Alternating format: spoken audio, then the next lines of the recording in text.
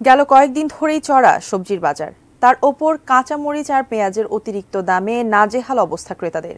বাজার মনিটরিং করার যৌক্তিক পর্যায়ে দাম রাখার দাবি জানিয়েছেন ক্রেতারা।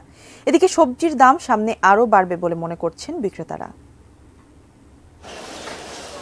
শনিবার সকালে রাজধানীর কারওয়ান বাজারে গিয়ে দেখা মিলল জলাবদ্ধতার। শুক্রবারের বৃষ্টিতে জমা পানি নেমে না যাওয়ায় দেরি করেই দোকান বসান বিক্রেতারা। ছিল না ক্রেতাদের তেমন আনাগোনাও। সবজির বাজার ছিল গেল কয়েকদিনের ধারাবাহিকতায় ঊর্ধ্বমুখী। গেল সপ্তাহের তুলনায় 20 থেকে 40 টাকা পর্যন্ত বাড়তি দামে মিলছে বিভিন্ন সবজি। রাজধানীর রামপুরা, মালিবাগ ও খিলগাঁও বাজারে সবজি বিক্রি হচ্ছে কারওয়ান বাজারের চাইতেও বাড়তি দামে। কাঁচামরিচ আর পেঁয়াজের দামে নাজেহাল অবস্থা ক্রেতাদের। কয়েকদিনের ব্যবধানে কাঁচামরিচের দাম প্রায় 100 টাকা বেড়ে 400 টাকা ও পেঁয়াজ 20 থেকে 30 টাকা পর্যন্ত বেড়ে বিক্রি হচ্ছে 120 টাকায়। এদিকে আবারও বেড়েছে মুরগির দাম।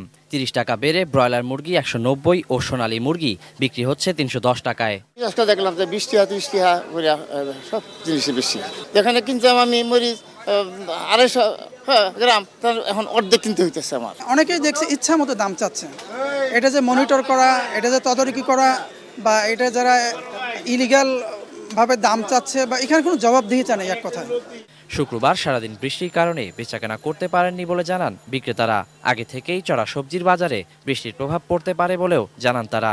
কালকে সারাদিন তো এখানে পানি ছিল, পানির কারণে বেচাকেনা করতে পারি না। বৃষ্টির প্রভাবটা আরো একদিন পরে যে আপনার পড়বে আর কি। কালকে টাস্কটা ঠিক আছে, এমনি তো কোনো বাড়তি নাই আর কি। বৃষ্টিও ওই হিসাবে খালি মরিচটা একটু বাড়তি। নিয়মিত বাজার মনিটরিংয়ে বাজার ভেদে দামের তারতম্য বন্ধ করার পাশাপাশি সবজির দাম যৌক্তিক পর্যায়ে আনার দাবি ক্রেতাদের।